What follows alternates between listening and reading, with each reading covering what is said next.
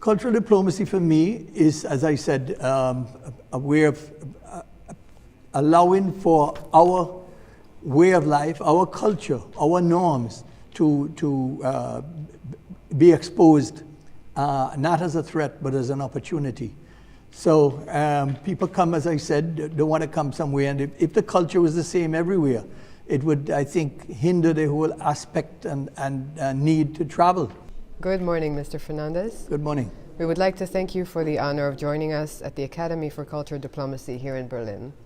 We would like to ask you a few questions in order to hear your thoughts and opinions on cultural diplomacy and related fields. Okay, cultural diplomacy, I think it's important because the cultures differ, but people are important. And I think if we can see culture as a way of experiencing and understanding and appreciate the differences and embracing actually the differences. For example, in Antigua and Barbuda, we consider our people as our greatest asset. And people now have traveling for an experience. And that's all part of the experience. The culture is part of the experience. So it's something that we actually promote. And I think that if we can all travel more and experience the different cultures, that in and of itself will bring about a lot more, I think, meaningful appreciation for each other. Thank you. Let's take one step back. What is cultural diplomacy for you? Cultural diplomacy for me is, as I said, a way of allowing for our way of life, our culture, our norms to be exposed, not as a threat, but as an opportunity. So people come, as I said, they want to come somewhere, and if the culture was the same everywhere, it would, I think, hinder the whole aspect and need to travel. People travel, as I said, for experience. And so the part of that experience is that type of different culture. And if we can appreciate the culture and be open to different cultures, that in and of itself will make us a better world. Thank you very much. And how is cultural diplomacy applied in your country, would you say? We use cultural diplomacy more often than not to enhance our tourism appeal. So, as I said, people travel more for an experience. So apart from experiencing the physical aspect of the island, the beautiful beaches and so on, the whole aspect of culture, the steel pan, our music, all of these are different types, our dance, even our acting, our cuisine, all of these things are native to us. And at the same time, as I said, people want to come and see something different, something new, something fresh. And this is the way we try to use it to promote attracting people to our country. Thank you. How important is it to encourage women to be involved in politics and diplomacy? I think it's very important to encourage women into politics and diplomacy. It still is a challenge because there is still this idea that the woman's place is in the home.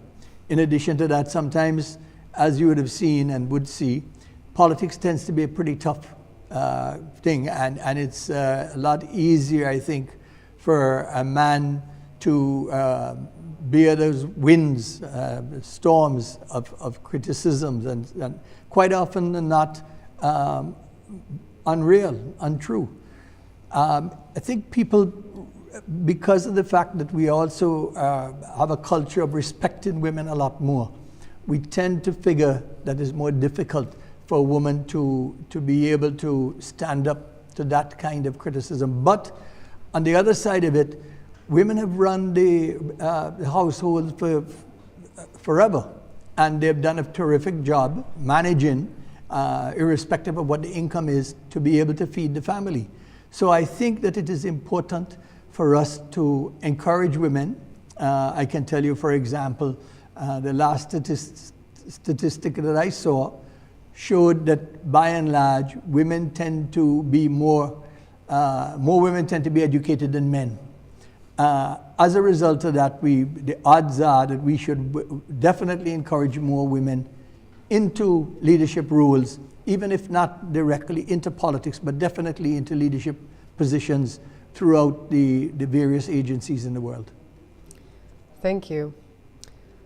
What is your opinion in general on the current situation globally with regards to democracy and peace? And what is your prognosis for the future, or your thoughts for the future?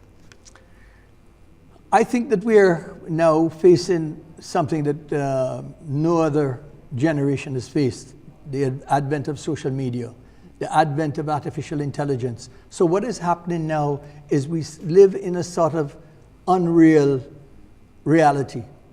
And as a result of that, I think by and large, we're all trying to come to grips with this new phenomenon. And that is going to create and continue to create issues. And if we're not careful, it could create serious issues, serious problems for all of us as a civilization. So I am hoping that we can find a way to understand and get control, rather than allowing it to run away and start to control us. Thank you. How strong are the democratic values in your country? And what is the current situation in your country with regards to keeping democratic values and agenda? I think democratic values are important in our country. There are laws on the books to protect everyone. We have free and fair elections, which are monitored. We have had elections consistently, and at no time has there ever been any outright accusation of anything untoward during those elections. And I think that is the hallmark of a true democracy, having free and fair elections. So I think that with that said, and with rights on the books to protect everyone, including the environment, the space in which we all live, I think, therefore, democracy is alive and well in Antigua and Barbuda. Thank you very much. We thank you for this interview. Look forward to the next opportunity. Thank you, Mr. My pleasure. Fernandez. Thank you for having me. Thank you. Thank you. And cut. Thank you very much.